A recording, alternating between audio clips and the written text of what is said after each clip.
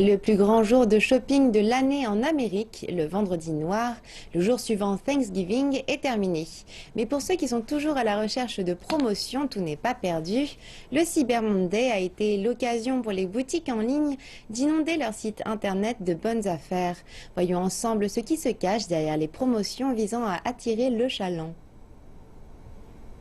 Lors du Vendredi Noir, René Mendoza a acheté un jeans à moitié prix dans un magasin. Cela ne l'empêche pas de consulter Internet pour y dénicher les offres du Cyber Monday. J'ai passé entre 1 heure et 1 heure et demie en ligne pour payer, mais en y regardant de plus près, c'est à peu près le même prix. J'aurais dû faire ça à la place. Les données de la société d'analyse Comscore indiquent que les achats réalisés en ligne par ordinateur au cours de Thanksgiving ont augmenté de 17% par rapport à l'année dernière. Ceux effectués pendant le Vendredi Noir ont progressé de 19%. Bien que la Fédération nationale de la vente au détail affirme que les dépenses globales par personne pour le week-end de Thanksgiving étaient en baisse d'environ 10 $, elle ne tient pas compte du fait que cette année, la frénésie de vacances commence réellement plus tôt et dure plus longtemps. En 2016, nous avons continué à voir cette tendance qui consiste à débuter plus tôt les ventes. Le Vendredi Noir se transforma en semaine du Vendredi Noir, voire le mois du Vendredi Noir. La même chose arrive au Cyber Monday puisqu'il commence le vendredi chez certains vendeurs et même plus tôt, les gens deviennent de plus en plus ouverts. En raison de la croissance des achats en ligne, Norman Fong, cofondateur de l'application d'achat Buyvia, estime que les ventes du Cyber Monday dépassent celles du Vendredi Noir pour la première fois de l'histoire.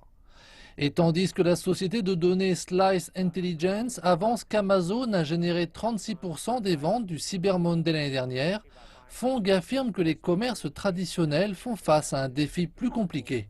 Les enquêtes conduites auprès de nombreux clients nous indiquent qu'Amazon est bien placé dans l'esprit des consommateurs lorsqu'ils pensent à acheter quelque chose. Ces grandes chaînes ont besoin de tirer un meilleur parti de leurs emplacements locaux. La livraison gratuite est extrêmement importante. C'est l'un des éléments majeurs pour les clients. Les géants du commerce de détail comme Walmart l'ont bien compris puisque cette année, plus de 90% de ces commandes en ligne du week-end de Thanksgiving bénéficieront de la livraison gratuite. Walmart affirme qu'une forte présence en ligne combinée à un réseau de magasins physiques donne aux clients plus d'options. Ce que nous voyons est une forme d'interaction des clients qui cherchaient des articles en ligne, puis qui se dirigent en boutique pour y faire leurs achats.